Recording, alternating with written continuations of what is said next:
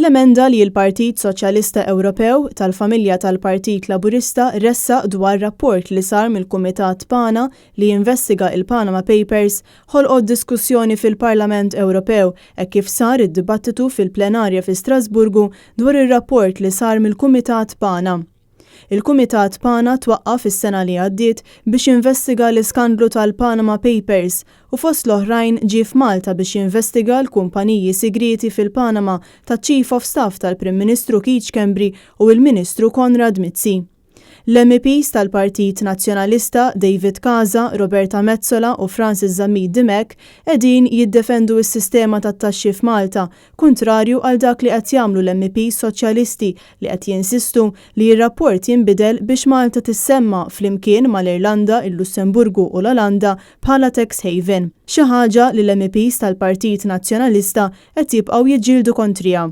Sadattant fid-dibattitu dwar ix-xogħol tal-Kumitat PANA issemma kemm il-darba l-qtil tal-ġurnalista Maltija Daphne Caruana Galizia li ġiet infakra l-ħidma tagħha kontra l-korruzzjoni u l-ħasil ta' flus. L-MEP Soċjalista Anna Gomez qalet li meta wieħed jħares lejn il-każ ta' Malta fejn ġiet maqtula Daphne Caruana Galizia huwa l-agħar eżempju ta' kif ċertu interessi qed jinħatfu mill-Gvern. Look at Malta, where Daphne Caruana Galizia was assassinated. That's the most sinister example of this capture of the authorities by these criminal interests. Sellem ukoll lil Daphne Caruana Galizia l-MEP Soċjalista Taljan Nicola Caputo li jinsista wkoll jiddoverqu li jinkomplu max-xogħol li jagħmlu l-ġurnalisti li jiżvelaw il-korruzzjoni u l-ħasil ta' flus u l-kriminalità organizzata. MEPs oħrajn fid-dibattitu selmu l-memorja ta' Daphne Caruana Galizia. Sadattant Werner Langen, iċ-chairperson tal-Kumitat PANA fih dan il-Parlament Ewropew,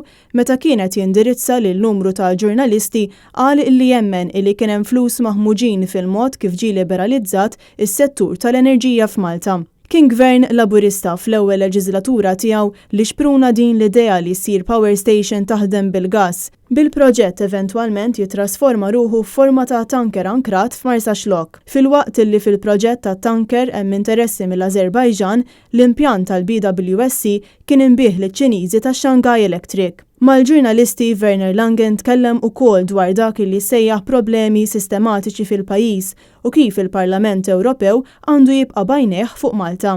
Hawnhekk Langen fakkar kif Daphne Caruana Galizia kienet ippubblika diversi stejjer fuq politiċi f'Malta u anke fuq il-mara tal-Prim Ministru. Għadna qed nistennew li naraw x'se jkunu l-konklużjonijiet fil-konfront tal-mara ta' Joseph Muscat, sostna chairperson tal-Kumitat PANA. Il-vot dwar l-emenda tas-Soċjalisti u dwar ir-rapport sħiħ tal-PANA se jittieħed għada f'nofsinhar.